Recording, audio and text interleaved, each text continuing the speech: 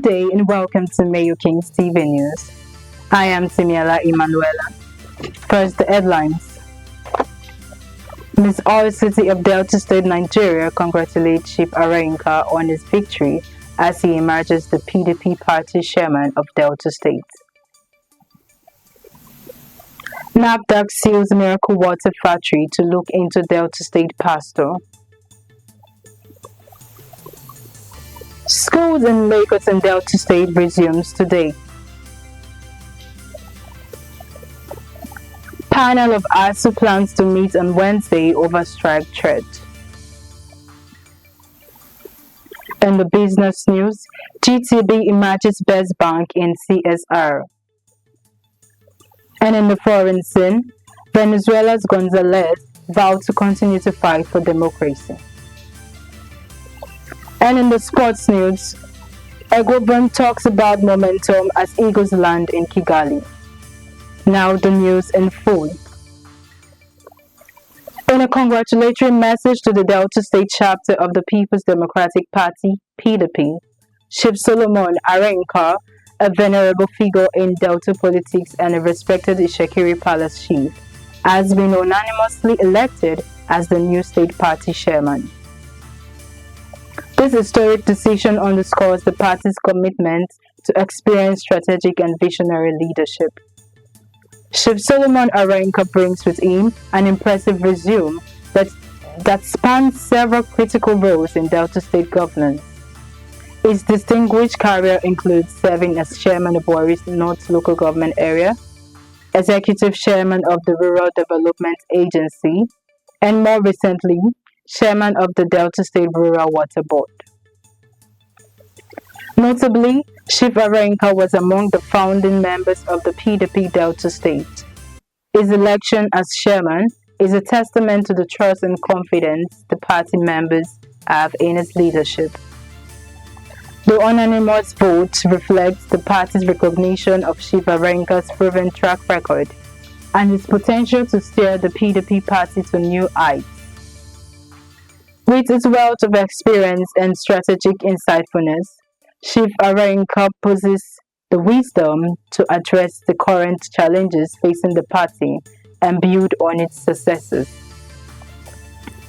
As Chief Solomon Arenka takes the staff, the PDP Delta State chapter anticipates a rejuvenation of its strategies and a strengthening of its position in the state political arena. Further, Miss Oil City wished his leadership brings a blend of visionary governance to the political and practical experience, setting the stage for a new era for growth and unity within the party. The National Agency for Food and Drug Administration Control on Sunday had said it had sealed a table water factory named Global Table Water in Delta State for allegedly aiding and assisting the production, sale, and advertisement of unregistered and unwholesome miracle water under the pretext of fake NAFDAC registration number. According to NAFDAC, the sealed factory, located at Kilometer 4 DSC Expressway, Otokotu, Delta State, was producing and shunning out the miracle water in court with a faith-based organization, Christ Mercy Land Delivery Ministries, led by Prophet Jeremiah Omoto. Meanwhile, NAFDAC, in a statement on Sunday by its Director General, Professor Mojisola Adeyeye, said none of the products advertised and sold were registered with the agency.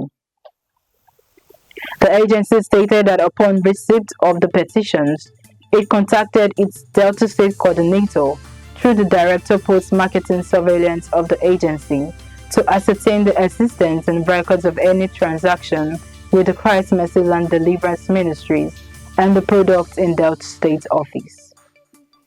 However, it added that in a document made available to the NAFDAC office in the evening of September 3rd, the faith organization claimed to have entered into a production contract with Global Table Water Kilometer 4 DSC Expressway, Otokotu, Delta State, without the knowledge of NAFDAC state office in Delta State. It was said that the act was illegal according to the extant rules and regulations on commercial production.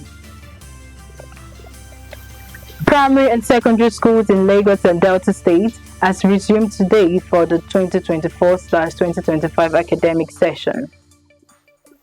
The Kano State government, which had earlier announced school resumption, however, postponed it for what it termed some urgent reasons. Students had gone on a long vacation in Lagos State after the 2023/2024 session ended on July 19, 2024. In a statement issued on Sunday, the Commissioner for Basic Education, Tolani Ali Balogun, advised students to avoid vices such as gangsterism, bullying, and drug abuse. Meanwhile, in Delta State, the government directed all public and private primary and secondary schools in the state to resume today, except in Oshimili South local government area, where the resumption date was shifted to Monday, September 23rd. However, the statement said it extended the resumption date for private and public primary and secondary schools in Asaba and environs due to the 8th edition of the National Youth Game scheduled to be held in Asaba from Monday, September 9th to Thursday, September 19th.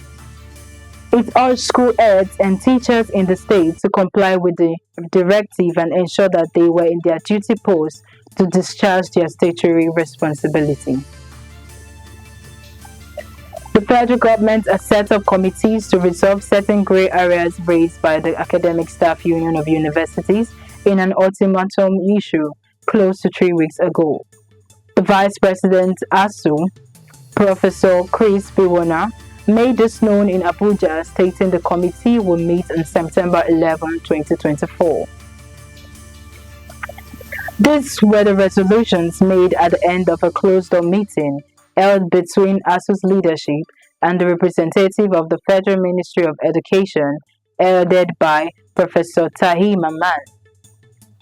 Following resolutions reached at the Union's National Executive Council meeting held at the University of Ibadan on August 19, 2024, public university lecturers threatened to go on a nationwide strike over the federal government's failure to honor the 2009 renegotiated agreement.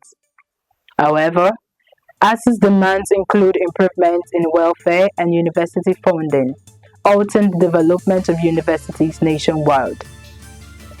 In response to ASU's demand, the Minister of Education, Tahi Maman, noted that most of the issues of contention dated was far back as 1981. He, however, said letters of invitation had been sent to the leadership of the union and other organizations that their grievance was being attended to.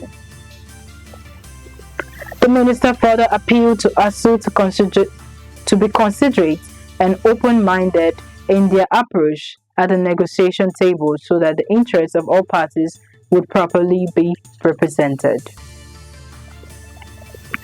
In the business news, Guarantee Trust Bank Limited, a subsidiary of Guarantee Trust Holding Company PLC, has won the award for Best Bank for Corporate Social Responsibility in Nigeria at the Euromoney Awards of Excellence 2024.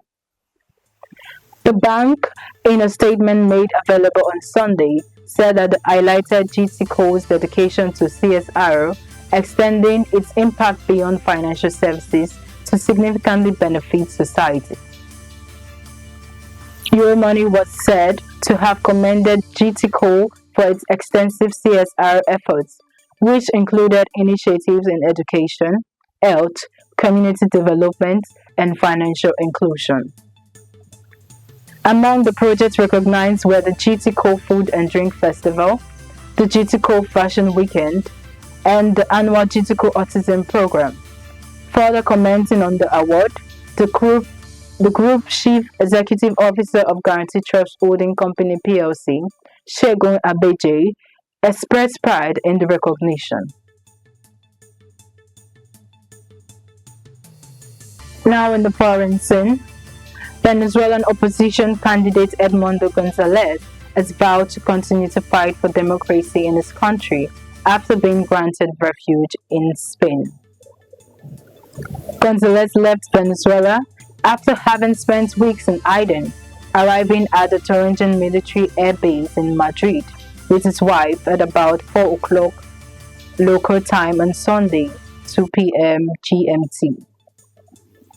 The departure of the 75-year-old from the country followed turmoil in the wake of the 28 July elections, in which President Nicolas Maduro claimed victory, something which was disputed by Gonzalez and many sections of the international community.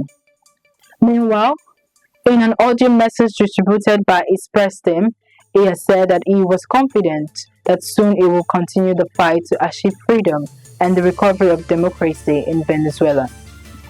Furthermore, prior to his departure, an arrest warrant had been issued in Venezuela, with the government accusing him of conspiracy and of forging documents, among other serious crimes. Thanking his supporters for expression of solidarity and confirming his arrival in Spain, Gonzalez has said that his departure from Caracas was surrounded by episodes of pressure, coercion, and threats that he wouldn't be allowed to leave.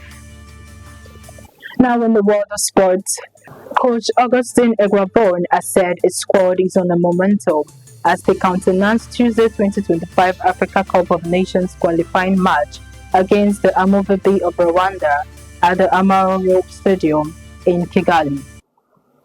The Nigerian delegation to Tuesday's match, which departed the Victor Atta International Airport, Uyo, at 12:48 p.m. on Sunday aboard a ValueJet Airline Regional Jet 900, landed at the Kigali International Airport at about 5:20 p.m. Rwanda time.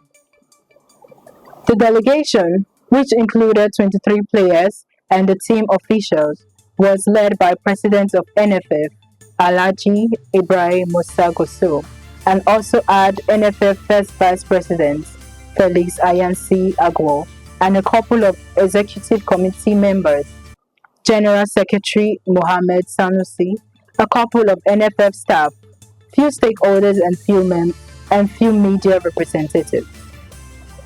Tuesday's match will kick off at 3 p.m. Rwanda time, 2 p.m. Nigeria time. However, Rwanda national team Amovabi believe home advantage will give them an edge over Nigeria during Tuesday 2025 Africa Cup of Nations Group D clash at the Amahoro Stadium in Kigali. Now to end the news, here are the main points. Miss R City of Delta State, Nigeria congratulates Chief Arenka on his victory as he emerges the PDP party chairman of Delta State. NAFDAC seals Miracle Water Factory to look into Delta State pastor. Schools in Lagos and Delta State resumes today. Panel of ASU plans to meet on Wednesday over strike threats. On the business world, GTB emerges best bank in CSR. And in the foreign scene, Venezuela's Gonzalez vowed to continue to fight for democracy. And in the world of sports, Eguavon talks about momentum as Eagles land in Kigali. That's the news as read and edited by Timiela Emanuela. Thanks for watching.